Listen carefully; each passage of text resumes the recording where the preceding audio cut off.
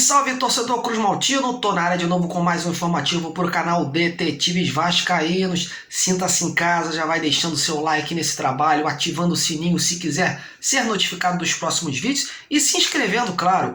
Se puder, torne-se membro VIP do canal. Bom, e depois da Copa do Brasil, ontem foi a vez do Vasco deixar o Campeonato Carioca. O time não conseguiu reverter a desvantagem para o Flamengo e agora terá 100% do seu tempo para se dedicar à Série B. As eliminações, inclusive, trouxeram à tona a necessidade desse time ser reforçado à altura. São muitas as carências, principalmente na parte ofensiva. Porém, se quiser se reforçar, o Vasco terá que correr contra o tempo. Uma nova janela de transferências nacionais foi criada e o fim dela está se aproximando. Isso sem falar que dia 9 de abril, ou seja, daqui a 19 dias, começa a Série B, competição que dará ao clube o direito de voltar à elite do futebol. Mas o aviso já foi dado. Tem que se reforçar. Todos esses detalhes vamos trazer nesse vídeo. Assista até o final e vamos em frente.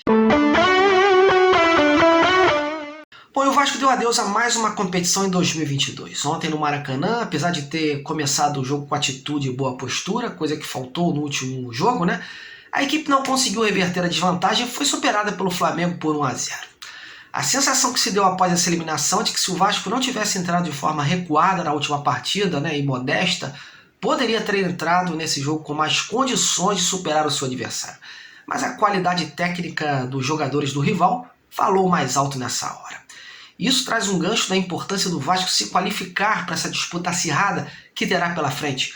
O time ainda tem muitas carências e precisa evoluir se não quiser passar perrengue na Série B. E o Zé Ricardo ontem após o jogo foi questionado sobre essa necessidade da evolução. O técnico avaliou o seu elenco e fala agora um pouco sobre sua análise após essas duas partidas contra o Flamengo. Bom, acho que a gente tem taticamente falando, a gente tem um sistema defensivo que já inspira confiança para a gente. Conseguimos encontrar um equilíbrio, ainda precisamos certamente evoluir também no sistema defensivo, mas nos dá uma tranquilidade no que diz respeito a esse setor. Ofensivamente, certamente precisamos melhorar, criar mais oportunidade, apesar de a gente conseguir finalizar bem mais do que no primeiro jogo contra a equipe do Flamengo, que certamente se encontra um período bem avançado de toda a sua construção, de uma equipe forte, talvez a equipe que mais investe hoje no Campeonato Brasileiro, no futebol brasileiro. A gente conseguir ter essas evoluções demonstra que a gente está no caminho. Logicamente, cada jogo é uma história, mas entendemos que o que a gente precisa partir do que já temos, de um grupo que trabalha bastante, um grupo muito comprometido com tudo aquilo. O sentimento no vestiário era um sentimento que a gente tem a evoluir, mas que conseguimos uma evolução e agora é a gente se preparar em todos os aspectos. Acho que o futebol ele requer sempre você estar atento, independente das tuas fortalezas, das tuas debilidades, você precisa estar sempre atento, trabalhando para evoluir em todos os aspectos. É isso que a gente vai fazer.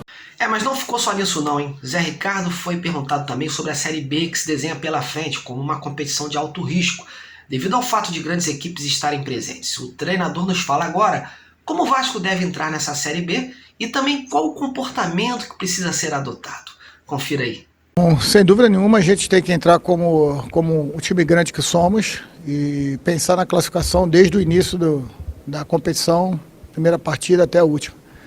Sabemos da dificuldade, são 6 campeões nacionais que fazem parte da Série B, fora alguns clubes que você citou aí.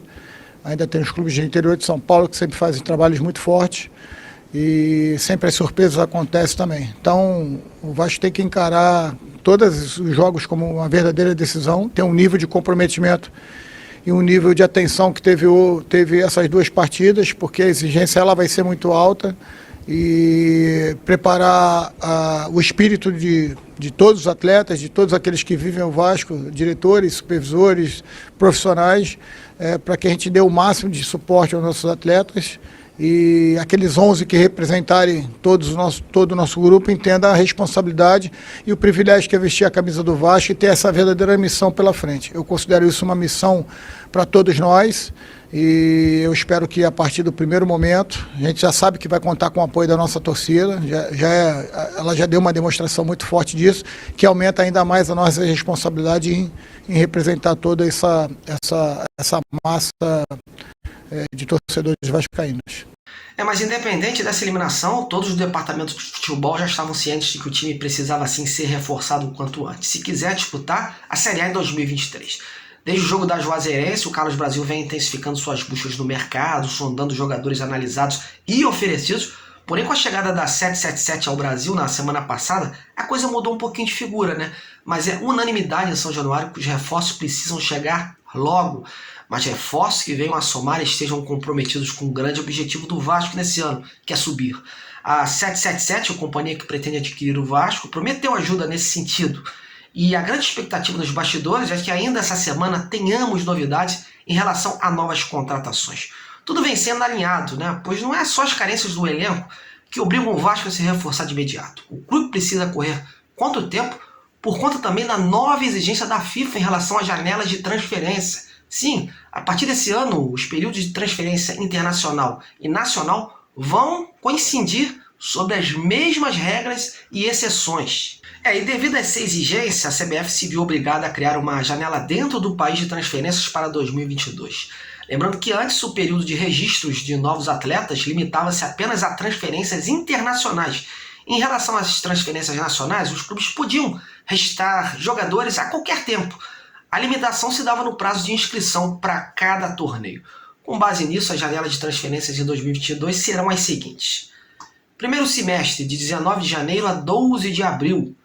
E segundo semestre, de 18 de julho a 15 de agosto. Isso significa que nenhuma transferência entre clubes nacionais pode ser realizada fora desse período especificado.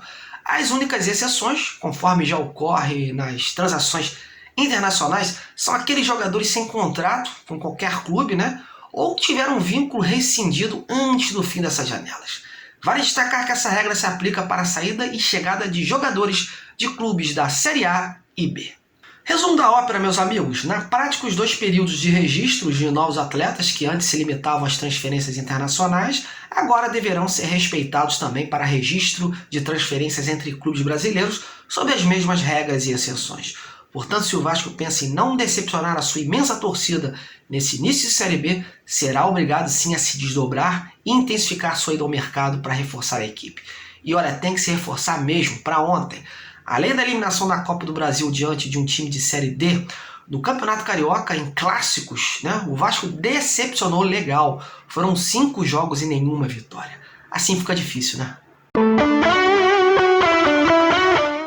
Olha, antes da gente terminar, uma pincelada rápida sobre o assunto de reforços. O Vasco pretende sim se reforçar com um atacante de lado, um zagueiro para composição de elenco, um meia de ligação, de repente para a reserva do Nenê, e para as laterais também estão sendo analisados alguns nomes. Há quem diga também a necessidade de um centroavante.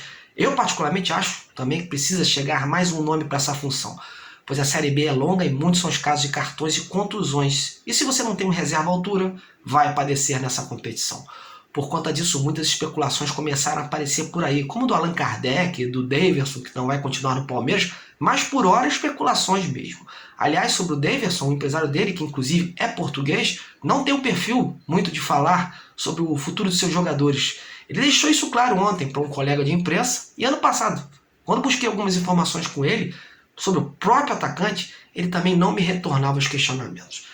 Então, o que se comenta nos bastidores sobre o Daverson é que tem algumas propostas de clubes brasileiros e uma do exterior. E o staff do atleta vai analisar as ofertas. Lembrando que o atacante, apesar de já ter sacramentado que não continuou no Palmeiras, tem contrato por lá até o fim de junho. E só deve deixar o clube após o Paulistão. Bom, é isso, galera. Tentei trazer aqui um resumo do panorama sobre o momento do Vasco após o time deixar o Carioca. Mas vamos aguardar. Vamos aguardar que essa semana promete novidades, hein? O Vasco não tem mais tempo a perder. E não tem desculpa, né? Tem que encarar a Série B com toda a sua dignidade possível, mas reforçado. Agradeço a sua audiência, continue prestando esse trabalho, outros vídeos do canal. E a você que me acompanhou até aqui, até a próxima e fique com Deus!